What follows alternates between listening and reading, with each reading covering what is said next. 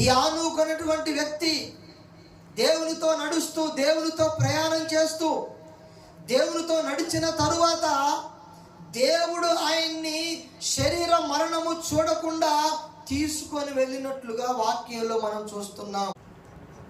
ఎలా జరిగింది ఇది? విశ్వాసమును బట్టి హానోకు మరణము చూడకుండానట్లు కొనిపోబడను అని ఎబ్రీ పత్రిక 11:5 రాయబడింది. ఒక వ్యక్తి శరీర మరణం లేకుండా డైరెక్ట్గా దేవుని చేత కొనిపోబడ్డాడు. ఇది ఎంతో ఆశ్చర్యం కలిగించే విషయం. ఒక వ్యక్తి శరీర మరణం చూడకుండా, బైబిల్ ఏం చెప్తుంది? పుట్టినవాడు గిట్టక మానడు. ఈ లోకంలో జన్మించిన ప్రతి వ్యక్తి కూడా శారీరకమైన మరణాన్ని పొందాల్సిందే. ప్రతి వ్యక్తి ఏదో ఒక రోజు చనిపోవలసిందే. ప్రతి వ్యక్తి ఏదో ఒక రోజు మరణించవలసిందే అని వాక్యం చెప్తా ఉంటే, మరి ఈ యొక్క ఆనూకు గురించి మనం ఏం చదువుతున్నాం? విశ్వాసమును బట్టి ఆనూకు మరణము చూడకుండానట్లు దేవునితో కొనిపోబడ్డాడు.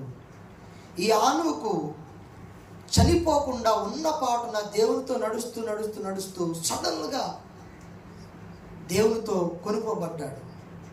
ఇది ఎలా జరిగింది? విశ్వాసాన్ని బట్టి జరిగింది. దీన్ని మనం ఎలా అప్లై చేసుకోవాలి? దీని ద్వారా మనం ఏం నేర్చుకోవాలంటే, ఆ రోజు ఆనూకు ఎలాగైతే శరీర మరణం చూడకుండా పరలోకానికి దేవుని చేత కొనిపోబడ్డాడో, ఈరోజు మనం కూడా ఆత్మ సంబంధమైనటువంటి మరణము లేకుండా పరలోకానికి మనము వెళ్ళగలము. ఒకవేళ ప్రభు రెండో రాకడలో ఆయన సడన్గా వచ్చినప్పుడు శరీర మరణము చూడకుండానే కొంతమంది ఆ టైంలో బ్రతుకుంటే, ఒకవేళ ఇప్పుడే ప్రభు వచ్చాడు అనుకో, ఇప్పుడే యేసయ్య రాకడ వచ్చిందనుకో, ఆనూకులాగా మనము కూడా శరీర మరణం చూడకుండా ఇక్కడున్న వాళ్ళం ఇలాగని మనము దేవుని చేత కొనిపోబడతాం. ఒకవేళ చనిపోయామనుకో, చనిపోయి సమాధి చేయబడిన దేవుని రాకడలో మనము సమాధి తెరవబడి మనము పరలోకానికి కొనిపోబడతాము. ఇది ఎలా జరుగుద్ది? విశ్వాసంతో జరుగుద్ది. ఆ రోజు ఆనూకు కొనిపోబడటానికి ఏం కారణము? విశ్వాసమే కారణము.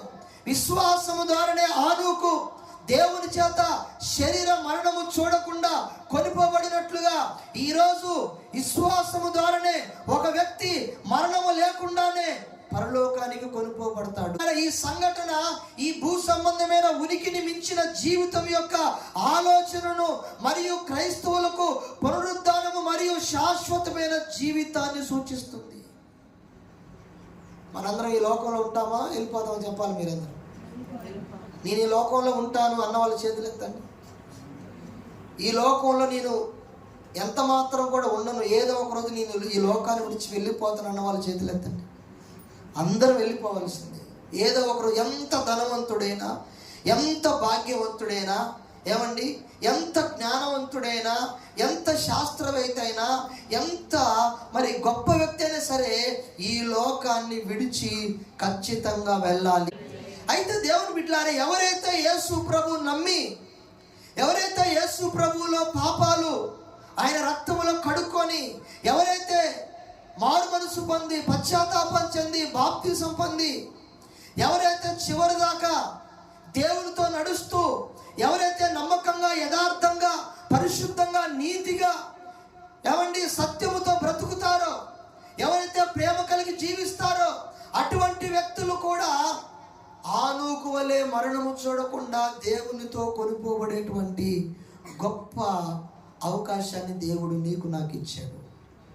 ఆనూకులాగా నేను మరణాన్ని చూడకుండా కొనిపోబడాలి, దేవుని చేత కొనిపోబడాలి. యేసు ప్రభు ఆయన రెండో రాకడలో వచ్చినప్పుడు ఇదిగో ఆయన చేత మనం కొనిపోబడాలి, రెప్పపాటును కొనిపోబడాలి. దాని కొరకు ఏదో చర్చికి వచ్చేది. దేని కొరకండి? చర్చికి వచ్చి దేనికి? అసలు మెయిన్ కాన్సెప్ట్ ఏంటి మనది? చర్చికి ఎందుకు రావాలి? లోకంలో అన్నిటిని వదులుకొని, లోక సంబంధమైన సంతోషాన్ని వదులుకొని, లోకంలో ఎంతోమంది తింటున్నారు, త్రాగుతున్నారు, ఏమండి రకరకాల ఎంజాయ్మెంట్, రకరకాల సంతోషం, రకరకాల ఆనందం.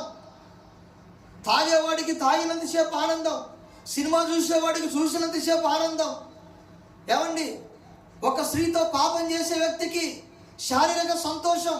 అంటే ఈ రకంగా లోకంలో సంతోషాలు ఉన్నాయి. మరి వాటన్నిటిని మనం ఏమండి వదులుకొని దేవుని కొరకు బ్రతుకుతున్నాం. ఎందుకో తెలుసా? ఈ లోకంలో మనము ఎంత మాత్రం కూడా ఉన్నాం. ఒకరోజు ఈ లోకాన్ని విడిచివెళ్ళాల్సిందే. లోకంలో సంతోషం కావాలనుకుంటే నీకు దేవునితో కొనుక్కోబడే అవసరం లేదు. ఏ సంతోషము?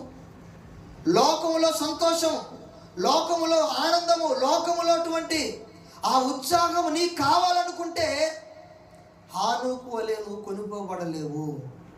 లోకములో సంతోషం నాకొద్దు, నాకు ఇచ్చిన భార్య చాలు, నాకు ఇచ్చిన భర్త చాలు, నాకు ఇచ్చిన పిల్లలు చాలు, నాకు ఇచ్చినటువంటి ఉద్యోగం చాలు, నాకు ఇచ్చినటువంటి ఇంతవరకు చాలు, వీటితోనే నేను తృప్తి చెంది, వీటితోనే నా సంతోషము, వీటితోనే నా ఆనందము, వీటితోనే నా యొక్క ఉత్సాహాన్ని నేను ఆ దేవునిలో నేను ఉండి నేను ఒకరోజు ప్రభు వచ్చిన తర్వాత కొనుక్కోబడాలి నువ్వు అనుకుంటే నువ్వు ఎలా జీవించాలంటే దేవుని బిడ్డలారా విశ్వాసంతో జీవించాలి, యథార్థంగా జీవించాలి, నీతిగా జీవించాలి, నమ్మకంగా జీవించాలి, పరిశుద్ధంగా జీవించాలి.